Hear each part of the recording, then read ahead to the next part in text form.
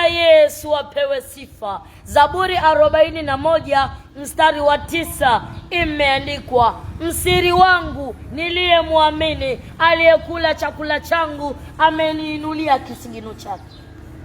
Yani msiri wako amekugeuka, mlioyaongea sirini umeyakuta kwa watu. Mtu wa Mungu, chukua tahadhari. Usijieleze mambo yako kwa watu. Usimwamini mtu ukasema na muamini huyo ni mpendwa mwenzangu, tunasali wote. Naomba nikujuze kitu kimoja. Kanisani kuna magugu na ngano, na vyote vinamea kwa pamoja. Kuwa makini. Ndiyo maana baada ya kujieleza unayakuta yote kwa watu.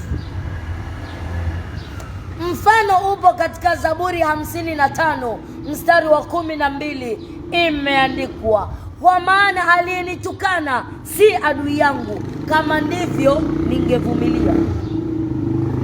Aliyenigeuka siye anichukiaye, kama ndivyo ningejificha asinione.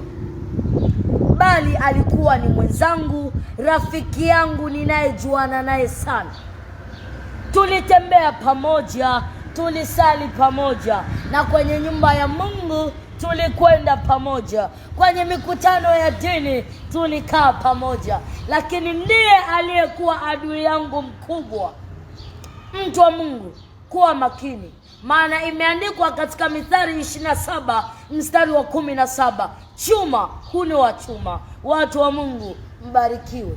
Amen.